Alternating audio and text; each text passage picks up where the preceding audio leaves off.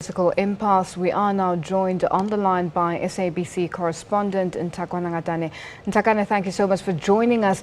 Let's backtrack a little. What are some of the events that have led to the King's decision? Good evening, Lulu.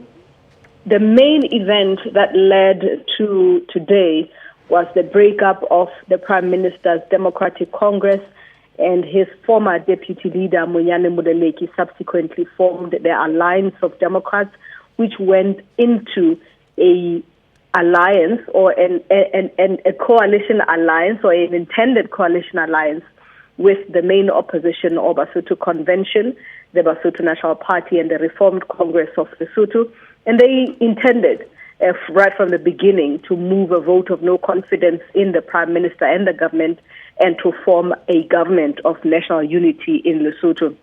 Now, what subsequently happened after that was that we saw the motion of no confidence being moved in Parliament and passing on the 1st of March. We now understand that according to a letter that was written by the Senior Private Secretary of His Majesty the King to the coalition or to the opposition coalition alliance, that in fact the Prime Minister then went to His Majesty the King on the 1st of March, which was within the 3 days stipulated in the Constitution following a motion of no confidence for the Prime Minister to either resign or advise His Majesty the King to call fresh elections and dissolve Parliament, which is what we saw happening today. Lulu? Now, what's the feeling on the ground in the country regarding the dissolution of Parliament?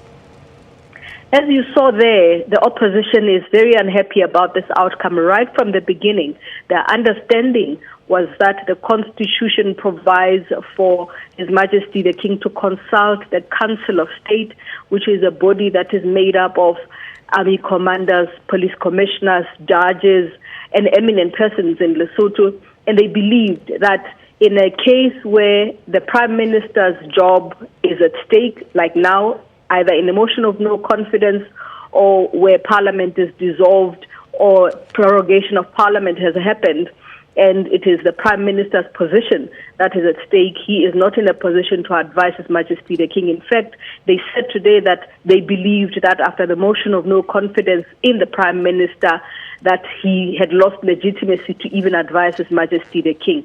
But this is not the take of the government. The government believes that, in fact, the motion of no confidence itself gave the Prime Minister the power to use the instruments at his disposal, being the Constitution, being the provisions of the Constitution, to actually advise His Majesty the King as he did. So mixed reactions on the ground. The opposition now saying that it wants to go to the Constitutional Court to challenge the advice, not to necessarily sue His Majesty the King, but to sue the people that advised him, being the Prime Minister, as well as the Attorney General, to eventually get to where Lesotho is at this point in time. Lulu? And what about the Basotho Nationals? You've spoken about the opposition and the possibility of a challenge to the advice that King Letsie III got about the dissolution of Parliament. What are the Basotho Nationals on the ground saying, and what's their reaction to these decisions? It is a sense of relief somewhat, because you can imagine it's been, since the motion of no confidence on the 1st of March, there have been so many interpretations of what is expected to happen. So people have been waiting for His Majesty the King to come out and say what it is that he actually decides.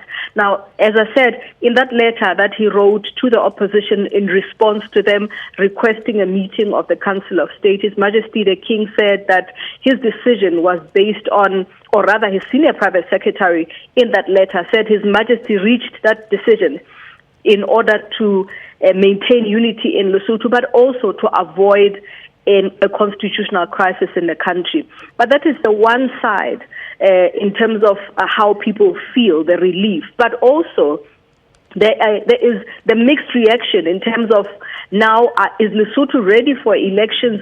Should Lesotho be going to elections?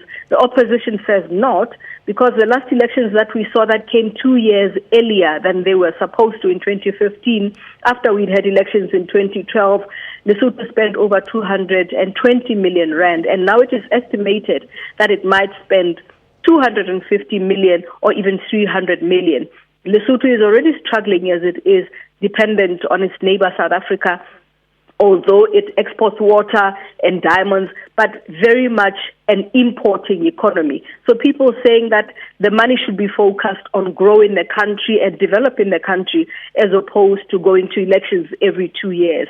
But of course, there is the government side that feels justified because they're saying that the Prime Minister, the Deputy Prime Minister have repeatedly said that if people cross in Parliament, they should go back and get a fresh mandate from the electorate. And so the supporters of the government in Lesotho, of the Prime Minister, of the Deputy Prime Minister are elated that eventually they're getting what they wanted, which is what their leaders said would happen in the first place, that if the opposition went and moved that vote of no confidence, the Prime Minister would have the power to advise the King to call elections, and that is exactly what is happening at the moment. Lulu?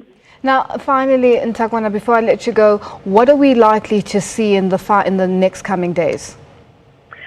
According to the Deputy Prime Minister, within the next 4 days, we expect His Majesty the King to now announce the exact date of elections. And elections are expected to be held according to the Constitution from the day that Parliament is dissolved within 90 days. So that's about 3 months. We expect to see a lot of campaigning on the ground. It has already started happening. These past few weeks felt like we were already in electioneering period. On a weekend, you had 3-4 rallies happening from all the major parties in Lesotho. So that's the kind of thing that we expect to see. Unfortunately, for the economy of the country, politicians are now going to be focused on campaigning as opposed to development and implementing programs on the ground. So we expect programs for development to suffer. I think over the next few days, we'll be doing an exact analysis of how these will be impacted. We're looking at programs like the Lesotho Highlands Water Project, the second phase, which is, although in its implementation phase, still depends on certain interventions by the two governments of South Africa and Lesotho. So if Lesotho is going to an electioneering period, you expect a change of government or even a transition period between governments. So all of these are the things that we expect to see on the ground in Lesotho. Nthakoane, thank you so much for joining us. We'll have to leave it there for now. That was SABC correspondent Nthakoane Ngatane joining us from Lesotho.